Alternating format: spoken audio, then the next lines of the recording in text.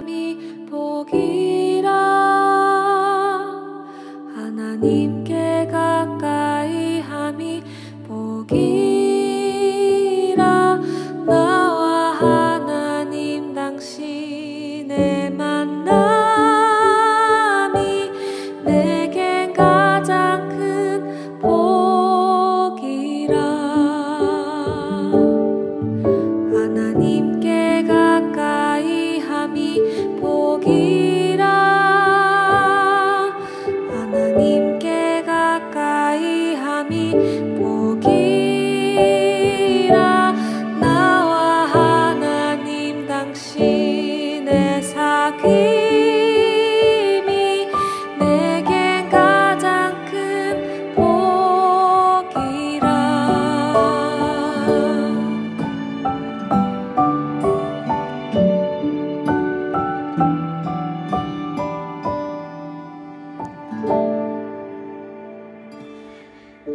성도 여러분 반갑습니다. 제가 기도하고 수요 예배를 시작하도록 하겠습니다. 하나님 아버지 감사합니다. 저희를 각 가정 가운데 불러 모아 주셔서 한데 모여서 하나님의 말씀을 듣게 하여 주시니 감사합니다. 수요 예배로 주님 앞에 나아갑니다. 우리의 예배를 받아주시고 하나님의 크신 복으로 또 채워주시고 말씀의 복 가운데 거할 때 정말 하나님을 신실하게 따라 살아가기를 다짐하는 저희들 다 될 수 있도록 주님 도와주십시오. 이 시간에 하나님 아버지 주어질 말씀들을 기대함으로 나아갑니다. 우리가 주님의 말씀 앞에 서 있다라는 인식과 더불어서 하나님 말씀대로 살아가리라 하는 다짐을 가지고 나아가는 이 시간 되도록 주님 붙잡아 주십시오. 감사합니다. 함께 하실 줄 믿사옵고 예수 그리스도 이름으로 기도하옵나이다. 아멘. 오늘 말씀 보겠습니다. 오늘 말씀은 마가복음 13장 1에서 13절까지의 말씀입니다. 수요일자 큐티 본문이고요. 제가 여러분들을 대신하여서 성경을 봉독하겠습니다. 같이 따라오시면서 읽으시면 되겠습니다.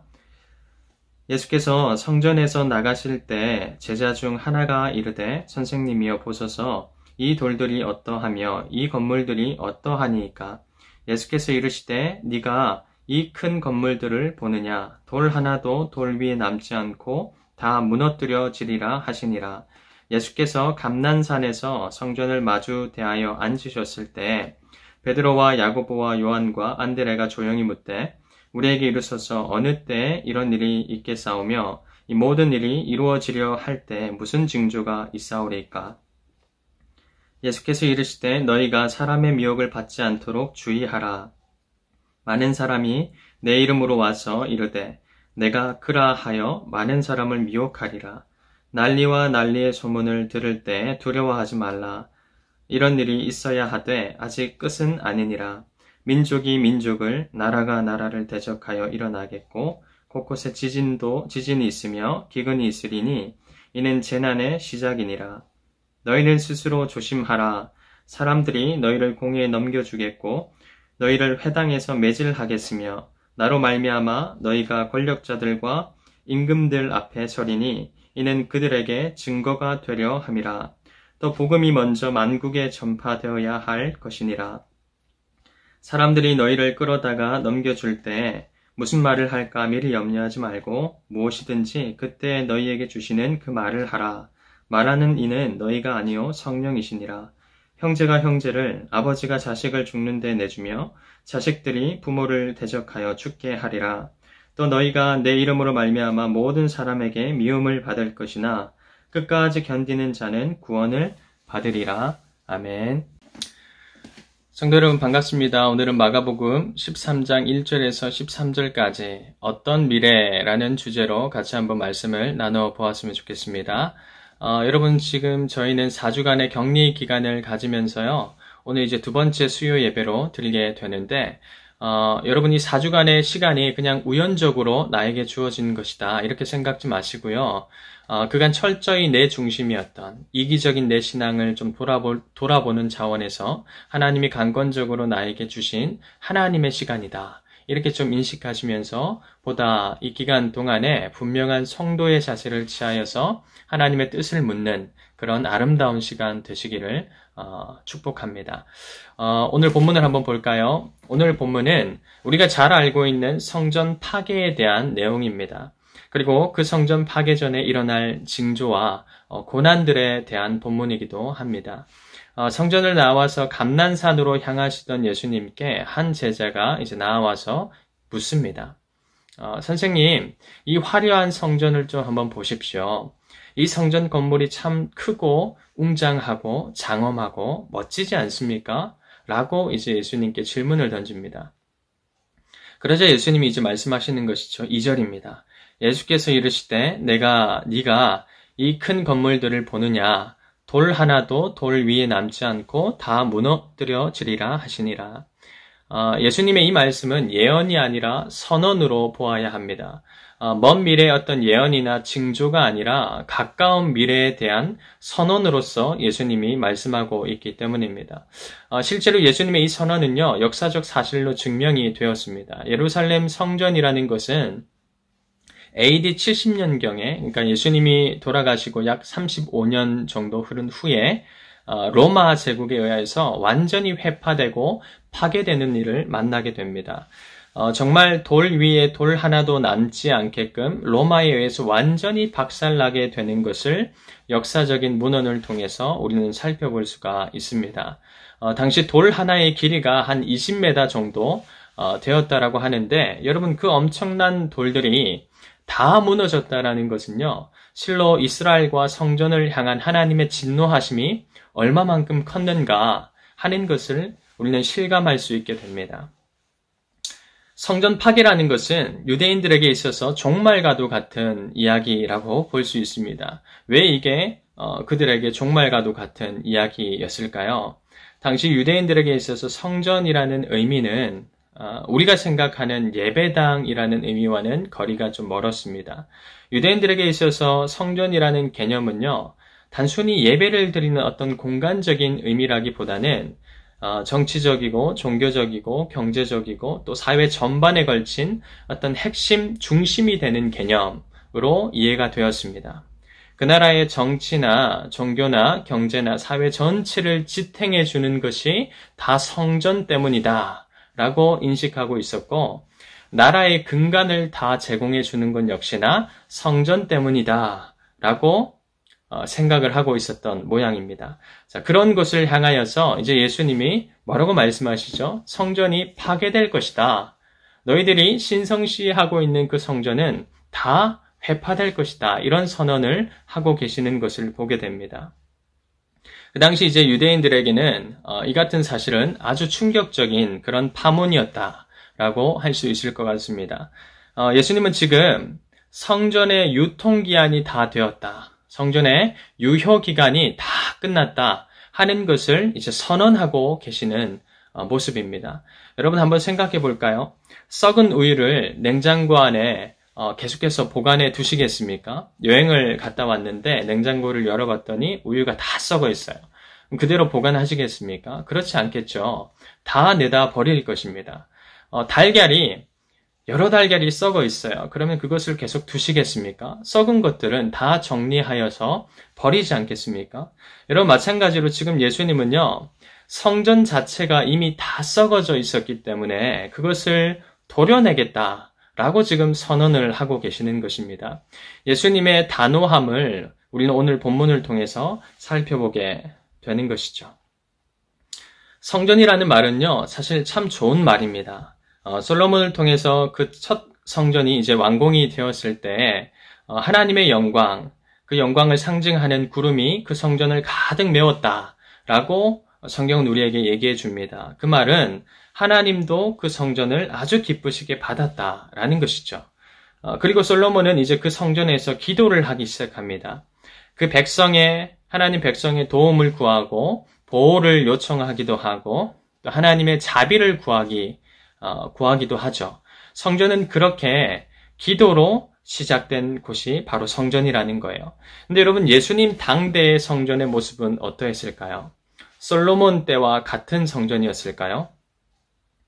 지난 큐티를 통해서 우리는 성전, 예수님 당대의 성전이 썩을 대로 썩게 되었다라는 것을 충분히 살펴본 바가 있습니다. 예수님이 본 성전의 모습은요, 더 이상 솔로몬 때 하나님께 기도하는 집이 아니었습니다. 하나님의 자비를 구하는 것도 아니었습니다. 외양만 웅장하고 크고 화려했지 성전의 입을 벌려보니까 다 시커멓게 썩어 있었다라는 것을 우리는 발견하게 됩니다. 이건 뭐 한두 개 정도 충치가 있는 수준이 아니고요. 완전히 다 썩어 버렸다라는 거예요. 그 안에서 온갖 냄새와 더럽고 가증한 것들이 가득했다라고 살펴볼 수가 있는 것입니다. 당시 성전은 장사치들로 붐볐다라고 할 수 있는데요. 이 장사치들로부터 종교 지도자들은 분명히 뒷돈을 챙겼을 것입니다. 종교 지도자들이 그들을 허락했기 때문이라는 것이죠. 상업적 행위를 오픈함으로써 자신들의 이익을 권력자들과 종교 지도자들이 챙겼던 모양입니다. 이건 그들의 일상 자체가 아주 위선적으로 흘러가고 있었다. 이것을 적나라하게 말해주는 구체적인 증거 자료가 됩니다. 여러분, 이뿐만이 아니고요. 성전 주변으로 창녀와 창기들이 또 얼마나 많이 모여들면서 같이 살고 있었는지 모르겠습니다.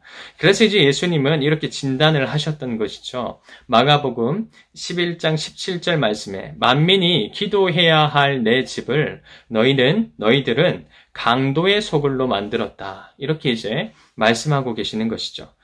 여러분, 썩은 것은 도려내야 하는 것이 맞습니다. 썩은 성전은 망하는 것이 낫습니다. 파괴되는 게 맞는 것이죠. 더군다나 참 성전 대신 예수 그리스도가 지금 오셨음에도 불구하고 그분을 알아보지도 못하는 껍데기만 남은 성전이라면 정말 돌 하나도 남기지 않고 박살나는 편이 훨씬 더 낫지 않겠습니까? 예수님은 이미 열매 없는 무화과 나무를 저주하심으로써 경건 없이 껍데기만 남은 이스라엘의 심판을 알리신 적이 있죠. 그런데 그 이후로 여전히 하나님에 대하여서 아무런 반응을 하지 않는 복음을 먼저 들은 그 유대인들에게 오늘 본문의 예수님은 본문을 통하여서 또다시 그들에게 심판을 알리고 계시는 겁니다. 여러분, 이 4주간의 기간을 보내시면서 여러분들도 잘 한번 생각해 보시기를 바랍니다. 여러분이라는 나무에는 어떤 열매가 좀 맺혀져 있으실까요? 그리스도를 믿고 뭔가 좀 달라진 부분들이 어떤 부분이 있으십니까?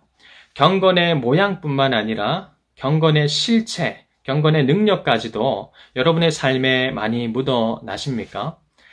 예수님이 무화과 나무를 저주하심은 이스라엘의 영적 상태를 저주하신 것과 같습니다. 우리가 아는 그들은, 유대인들은요, 육체적으로는 성전을 아주 잘 출입합니다. 누구보다 열심히 있게 가죠. 누가 봐도 신실해 보입니다. 교회는 열심히 있게 잘 출석합니다. 육신적으로는 화려한 그 성전 건물을 아주 잘 닦고 청소합니다. 이걸 이제 다른 말로 한번 해보면 내 몸을 성전이라고 봤을 때 여러분, 우리는 보이는 외향적인 것들은 아주 잘 가꾸면서 사실 사는 존재들이지 않습니까? 이게 인간의 특징이죠. 보이는 건 잘 치웁니다. 저도 보이는 큰 물건들은 아주 잘 치웁니다. 근데 여러분, 정작 입을 열어서 내부를 한번 살펴보면 어떨까요? 영적으로 들어가 보면 어떨까요? 마음과 내 내면을 한번 속살을 뒤집어 까보면 어떨까요? 이미 썩어져서 부패한 지 오래된 그런 영적 상태를 우리가 가지고 있지는 않겠습니까? 한두 개가 아니라 완전히 이가 다 썩어져 버려서 이건 뭐 다 도려내는 일 말고는 할 수 없는 상태가 여러분 우리의 영적 상태이지는 않을까 하는 것입니다. 오늘 말씀을 토대로 우리들의 영적 상태를 한번 잘 점검해 보았으면 좋겠습니다. 내 삶에 어떤 위선은 녹아 있지는 않을까? 껍데기 신앙을 신앙으로 착각하면서 살고 있지는 않을까? 돌아보시기를 바랍니다. 혹 내 안에 그런 모습들이 여전히 남아있고 실상 많이 남아있다면 분명 우리는 유대인들처럼 심판받고 망하게 될 것입니다. 그러니 망하기 전에 회개하라는 것이죠. 내면도 청소하라는 것입니다. 성도 여러분, 과감하게 내면의 냉장고를 정리할 필요성이 있습니다. 썩은 것이 있다면 다른 것도 썩기 전에 과감히 버리시는 게 지혜로운 처사입니다. 예수님의 성전 청결 사건에 여러분도 동참하시기를 바랍니다. 성전인 여러분의 몸에 뭔가 지금 좀 뒤틀려 있거나 어긋나 있거나 우선순위가 돌아가 있거나 성도의 어떤 참 예배 생활, 성도의 참 헌금 생활, 성도의 참 말씀 생활, 말씀에 대한 순종과 실천 같은 것들이 엉망으로 흘러가고 있다면 여러분 그것들을 충분히 돌아보라고 지금 하나님이 나에게 4주라는 시간을 주셨구나 라고 인식하고 그 기간 동안에 참으로 회개하면서 하나님과의 교제를 누리시는 그런 은혜가 여러분들 가운데 있으시기를 축복합니다. 자, 여러분 그런가 하면 이 4주 동안에 우리가 먼저 점검해야 할 것이 있다면 어떤 것이 있을까요?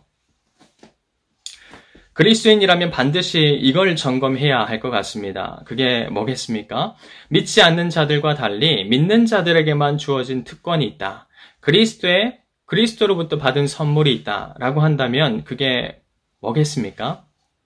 바로 성령이라고 할 수 있습니다. 그리스도인들은 반드시 성령 안에서 삽니다. 성령은 썩은 내 내면을 도려내는 나이프와 같습니다. 성령께서 내 내면을 청소하도록 늘 도와주시죠. 회개하도록 이끌어주시는 분이 계시다면 성령입니다. 우리가 어떻게 살지 잘 모르는데 우리의 앞길을 알려주시고 지도하시는 분이 계신다면 그분은 성령이라고 성경은 우리에게 소개해주고 있습니다. 자, 그러니까 성령이 있다면 반드시 그 성령은 우리 안에 역사하여 주셔서 믿는 자들을 심판받게 하시도록 내버려 두는 것이 아니라 회개의 자리로 날마다 이끌어 가시는 그 역할을 성령께서 감당하신다라는 것이죠. 왜 그럴까요? 성령은 그리스도가 보내신 우리의 조력자, 우리의 돕는 자 되시기 때문에 그렇다라는 것이에요. 이 4주간의 시간을 보내면서 내가 지금 성령과 함께 살고 있을까 하는 이 부분을 여러분 꼭 한번 점검할 수 있기를 바랍니다. 혼란스러운 일들이 일어나고 있다면 지금 일어나고 있죠. 어긋나고 뒤틀리고 좌절되고 무너지는 내 신앙의 어떤 일들이 일어나고 있다면 외식하는 자, 위선자가 되어서 껍데기 신자, 그 신자가 되어가는 지금 이때에도 그런 모습이 우리 안에 가득한다 하더라도 여러분 우리가 정말 도움을 요청해야 할 곳이 있다면 사실 딱 한 군데밖에 없습니다. 성령 하나님께 도움을 요청해야 한다라는 것이죠. 제가 질문을 한번 드려보겠습니다. 여러분은 지금 성령과 친밀하십니까? 친밀하다면 얼마나 친밀하실까요? 그분께 사사로운 것까지, 아주 사소한 것까지 다 기도로 요청드리고 아뢰고 있습니까? 코로나로 상황이 지금 이렇게 어지럽게 되어가고 있을 때에도 여러분은 정말 이 사태를 바라보시면서 이 일을 해결하실 분은 정말 성령밖에 없구나 라는 사실을 인식하고 그분께 기도로 요청을 드리고 있으실까요? 여러분 이것은 저에게도 하시는 하나님의 말씀인 것 같습니다. 생각보다 성령께 도움을 구하는 모습이 제 안에도 참 많이 부족하기 때문이라는 거예요. 여러분 바라옵기는 이 4주간의 시간을 보내는 동안에 저와 여러분이 성령과 친밀해지시기를 기도합니다. 작은 것 하나라도 성령께 자문을 구하고 또 기도로 요청하는 여러분의 몸을 본디 기도하는 성전, 그 성전으로 사용해 보실 것을 권면드리고 싶습니다. 오늘 본문에도 성령을 소개하기를 뭐라고 소개할까요? 돕는 자라고 묘사를 하는 것 같습니다. 11절을 같이 한번 보실까요? 같이 한번 읽겠습니다. 사람들이 너희를 끌어다가 넘겨줄 때 무슨 말을 할까 미리 염려하지 말고 무엇이든지 그때 너희에게 주시는 그 말을 하라. 말하는 이는 너희가 아니요 성령이시니라. 성령은 우리를 실제적으로 돕습니다. 성령은 실제적으로 그 능력을 믿는 신자들로 증명해냅니다. 성령은 믿는 신자들로 하여금 자신의 살아있음을 증명하죠. 입증합니다. 그래서 성령은 믿는 자들과 함께 하시고 계시는 것이죠. 우리가 그리스도의 형상대로 잘 지음받아서 빚어서 나아갈 수 있도록 우리를 계속해서 지어가시는 그 역할을 성령께서 하고 계시는 것입니다. 본문을 보니까 성전이 파괴되는 순간에 여러 가지 징조들이 있을 것이고 고난도 있을 것이다. 이렇게 이제 말하고 있습니다. 혹시 오해하시는 분들이 계실까봐 제가 말씀을 드리는데요. 여러분, 이 말씀은 종말에 대한 어떤 호기심을 충족시키라고 주시는 말씀이 결단코 아닙니다. 사람들은 종말에 어떤 일들이 일어날까 이것을 호기심을 가지기 시작하고 굉장히 궁금해합니다. 근데 여러분, 이 말씀은, 오늘 본문의 말씀은요, 그런 용도로 주어진 말씀이 아니라는 거예요. 호기심을 충족시키는 목적으로 쓰인 것이 아니라 이런 일들은 반드시 일어날 일들이기 때문에 너희들은 각성하고 깨어있고 준비하라 하는 차원에서 주어진 하나님의 말씀이라는 것입니다. 어디까지나 이렇게 읽으셔야 된다는 거예요. 5절에서 8절 말씀을 한번 보시면요. 그리스도를 사칭하는 자들이 나타난대요. 그리고 난리와 난리의 소문도 있고요. 민족이 민족과 나라와 나라들이 대적하기도 하고 또 지진도 일어나고 기근도 있을 것이다. 이렇게 말합니다. 여러분, 이것은 당시 역사적으로 다 일어난 일이었음을 역사적 문헌을 통해서 우리는 확인해 볼 수가 있습니다.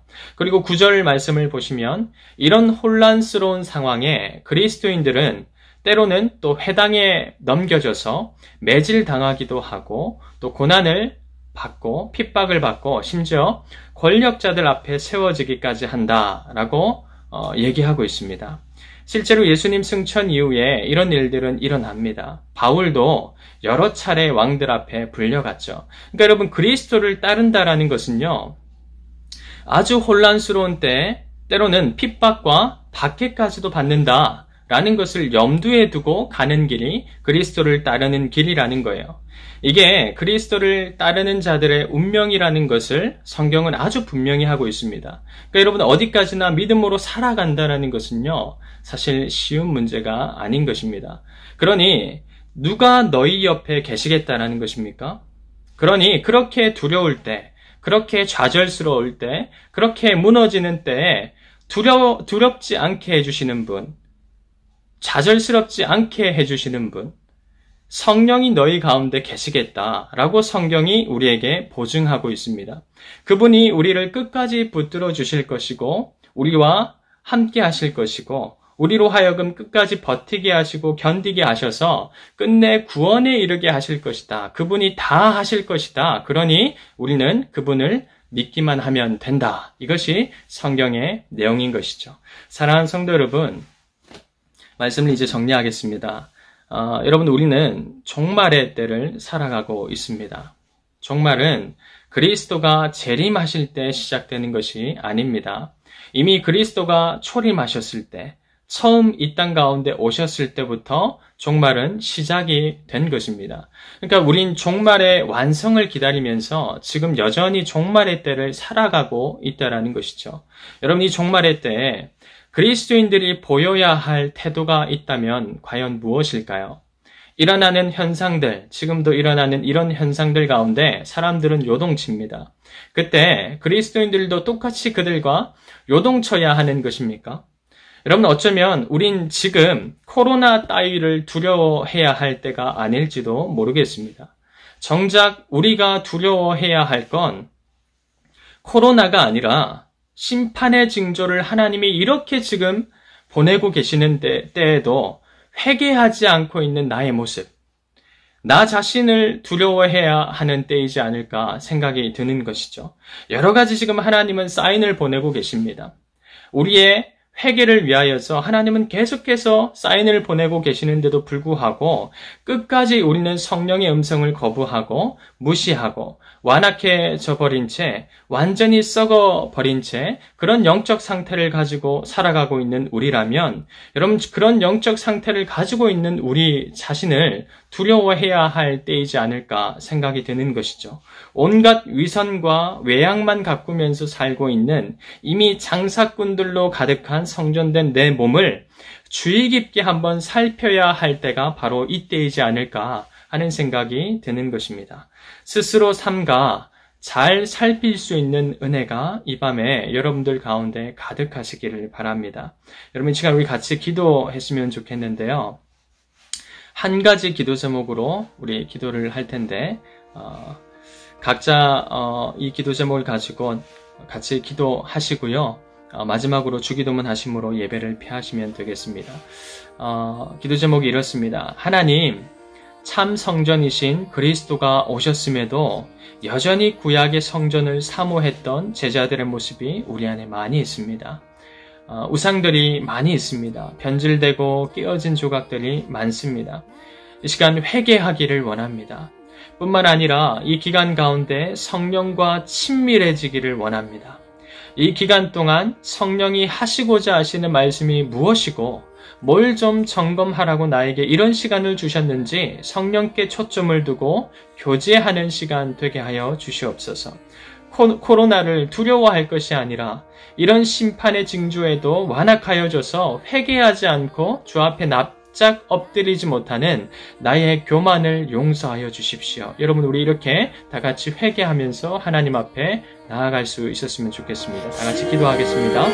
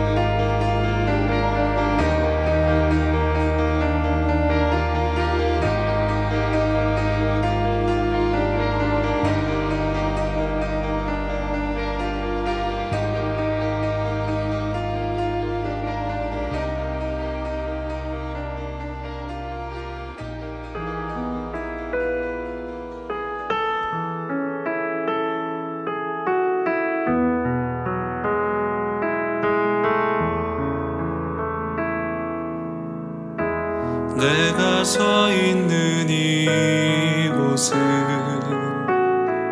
하나님 다스리는 곳, 내가 사는 이 삶의 주인은 오직 하나님이시니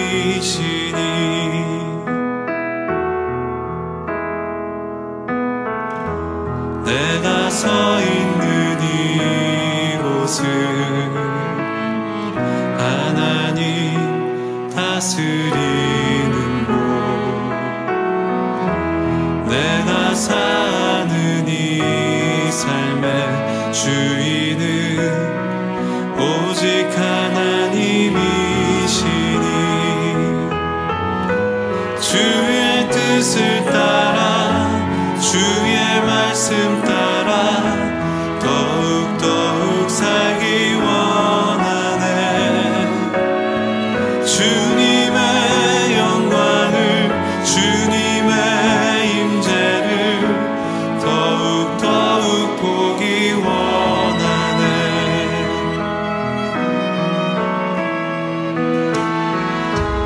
나와 함께하여 주시고 은혜로 채워주시며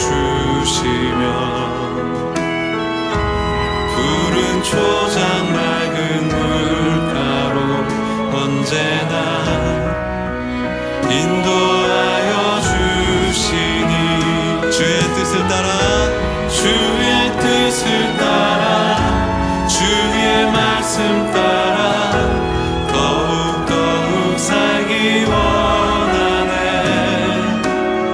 주님의 영광을 주님의 임재를 더욱 보기 원하네 주의 뜻을 따라 주의 뜻을 따라 주의 말씀 따라 더욱 살기 원하네 주님의 영광을 주님의 임재를 더욱 보기 원하네 더욱 보기 원하네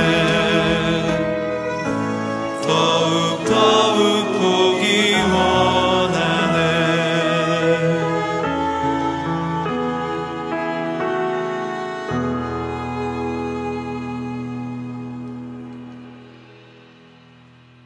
주의 뜻을 따라 주의 말씀 따라 더욱 살기 원하네 함께 주님의 영광을 주님의 임재를 더욱 보기 원하네 주의 뜻을 따라 주의 말씀 따라 더욱 살기 원하네 주님의 영광을 주님의 임재를 더욱 자 우리 이 시간에 눈을 감고 두 손을 높이 들고 다 함께 주의 뜻을 따라 주의 뜻을 따라 주의 말씀 따라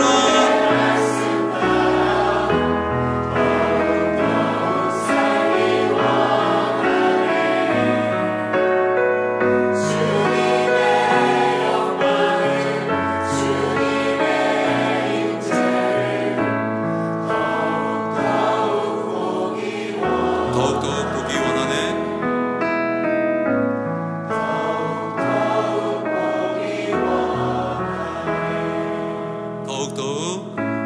더욱더욱 보기 원하네